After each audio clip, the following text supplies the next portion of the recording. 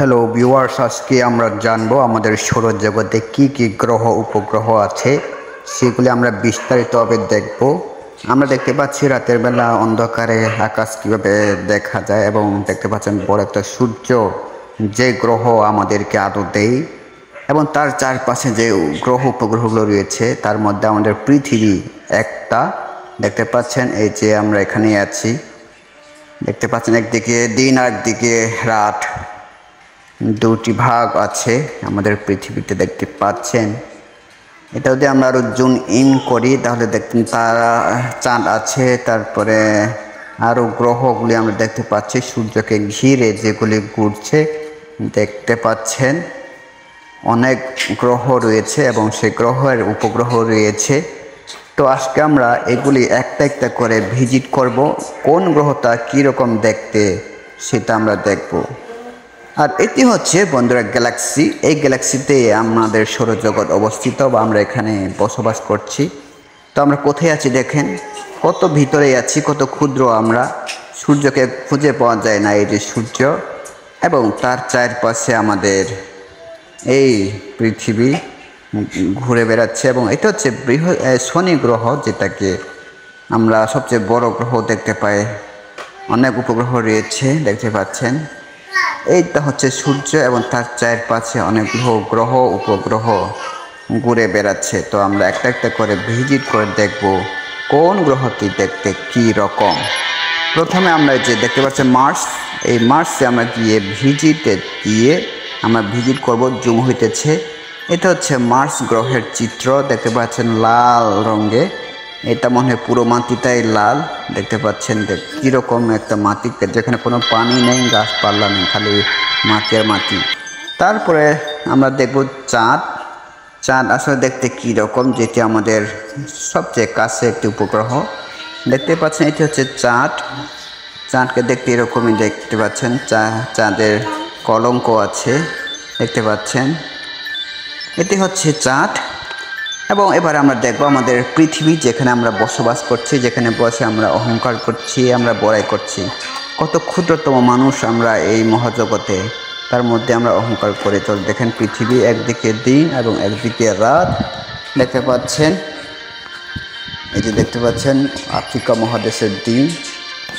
এবার দেখব আমরা ভেনুস গ্রহটা কীরকম দেখতে। দেখি ভেনুসটা জম হইতেছে, ভেনুস গ্রহটা দেখতে দেখুন কীরকম লাগে। একেবারে পুরো মাটি, এটা সম্ভবত এখানে কি বলা যায়, কি হচ্ছে জানি না, মাটিটা ঝড়ের মতো লাগতেছে। তারপরে মার্সারি আমরা দেখব, মার্সারি গ্রহ যেটাকে আমরা বুধ গ্রহ নামে পরিচিত, সবচেয়ে সূর্যের নিকটতম গ্রহ মার্সারি, যেটাকে আমরা বাংলায় বুধ গ্রহ বলি। দেখতে পাচ্ছেন সূর্যের সবচেয়ে নিকটতম গ্রহ, পাথরের মতো শক্ত, কিন্তু প্রচণ্ড গরম তাপের জন্য হয়তো বা দেখেন এমনভাবে চকচক করছে। এটা হচ্ছে সবচেয়ে কাছে গ্রহ সূর্য থেকে। আর আমরা দেখব এখন এটা কি গ্রহ, সেরাস। দেখতে পাচ্ছেন এই গ্রহটা বড় বড় পাহাড়ে বেষ্টিত, সম্ভবত দেখতে পাচ্ছেন বড় বড় পাহাড় দেখতে পাচ্ছি। এবং এখানে কি যেন একটা ছিদ্র করার মতো, এবার এটা হচ্ছে আমার সবচেয়ে বড় পাহাড় ঘেরা একটা গ্রহ দেখতে পাচ্ছেন। তারপরে আমরা দেখব জুপিটার গ্রহ, এবং জুপিটারকে ঘিরে অনেকগুলো গ্রহ উপগ্রহ রয়েছে, সেগুলি আমাদের দেখেন।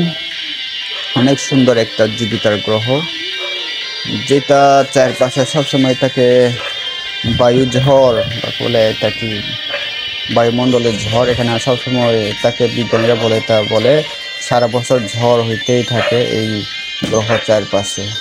এবার আমরা দেখব, এই যে দেখতে পাচ্ছেন এই গ্রহটা কত সুন্দর, স্যাটার্ন, শনি গ্রহ যেটাকে আমরা বলি স্যাটার্ন। দেখতে পাচ্ছেন গ্রহ ঘিরে অনেকগুলো বিন্দু, সেই রংধনুর মতো দেখতে কত সুন্দর দেখাচ্ছে। এটা অনেক সুন্দর একটা গ্রহ, সম্ভবত এগুলি ঘূর্ণায়মান, যেগুলো আমরা দেখতে পাচ্ছি টুপির মতো। আর এটা হচ্ছে তার উপগ্রহ। আরও অনেকগুলো উপগ্রহ আছে, আমরা একটা উপগ্রহই দেখব। দেখতে পাচ্ছেন পুরো মাটি দিয়ে ঘেরা, কোনো গাছপালা পানি কিছু নেই। দেখতে পাচ্ছেন। এবার আমরা দেখব হচ্ছে নেপচুন গ্রহ। নেপচুন গ্রহটা আমরা দেখার চেষ্টা করব, যেটা পানির মতো নীল দেখতে পাওয়া যায়। সম্ভবত এই গ্রহটা পুরো পানিতে বেষ্টিত মনে হয় দেখলে। দেখুন, নাহলে ডায়মন্ড দিয়ে ঘেরা একটা গ্রহ, যেটা অনেক সুন্দর, সবচেয়ে সৌরজগতের সবচেয়ে সুন্দর, পৃথিবীর থেকে দ্বিতীয়তম সুন্দর গ্রহ এটাকে আমরা বলতে পারি। দেখতে পাচ্ছেন কত সুন্দর, তার কোনো কলঙ্ক নেই, খালি পানি দিয়ে বেশি, হয়তো পানিও হতে পারে। তারপরে আমরা এর একটা উপগ্রহ দেখতে পাচ্ছি, এই যে প্রোটুস, যেটা সবগুলি পাথর। এই উপগ্রহটা সম্ভবত যতগুলো পাথর ওইখানে যায় সবগুলো ও টেনে নিয়েছে, যার জন্য ওই গ্রহে কোনো মাটি বা কোনো পাথর দেখা যায় না। এটাও একটা গ্রহ, দেখতে পাচ্ছেন ম্যাক এই গ্রহের নাম। বড় বড় পাহাড়ে বেষ্টিত, কিন্তু পাহাড়টা পুড়ে দেওয়ার মতো বড় বড় পাহাড়ের প্রণালী আমরা দেখতে দেখতে পাচ্ছেন কত সুন্দর একটা গ্রহ, ম্যাক গ্রহ। তারপরে এরপরে আমরা দেখব হুমেয়া। অনেক কঠিন নাম, বৈজ্ঞানিক ভাষা বন্ধুরা। দেখতে পাচ্ছেন এটা হচ্ছে পুরো পাথরের মতো চ্যাপ্টা একটা গ্রহ, যেটা ভয়ঙ্কর লাগে দেখতে। অন্যান্য গ্রহের থেকে ওই গ্রহটি আলাদা, খুবই চ্যাপ্টা করা পাথরের মতো দেখতে পাচ্ছেন। বড় বড় পাহাড়ের বেষ্টিত এই গ্রহটাও। তারপরে আমরা দেখব ইরিস গ্রহ। এটা দেখতে কীরকম দেখি। ইরিস গ্রহটা দেখতে স্বাভাবিক, দেখতে পাচ্ছেন স্বাভাবিক দেখতে, বড় একটা পাহাড়ের বনে বেষ্টিত আছে। তারপরে আমরা এই যে স্যাটার্ন গ্রহের অর্থাৎ শনি গ্রহে উপগ্রহগুলো আমরা কয়েকটা দেখার চেষ্টা করব। দেখতে পাচ্ছেন অনেকগুলো উপগ্রহ আছে, অনেকগুলো উপগ্রহ। তার মধ্যে এটা দেখতে পাচ্ছেন, তার মধ্যে দেখতে পাচ্ছেন অনেকগুলো উপগ্রহ আমরা দেখতে পাচ্ছি। আমরা একটা উপগ্রহ দেখি, যেটা ইপটেস, যেটা কি গ্রহ বলে, ইপেটাস দেখতে পাচ্ছেন। মনে হচ্ছে যেন এখানে কুয়াশা পড়তেছে, কুয়াশা ঘিরা পাহাড়ের উপরে, তার মানে পাহাড়ের উপরে কুয়াশা ঘিরে আছে এরকম লাগে। তবে আরও কি গ্রহ আছে দেখি, আমরা যদি একটু জুম করে দেখি কি গ্রহ আমরা দেখতে পারি। এটা হচ্ছে জুপিটার।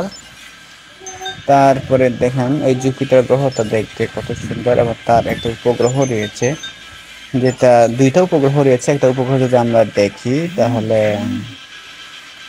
দেখতে পাবো এটা দেখতে কিরকম।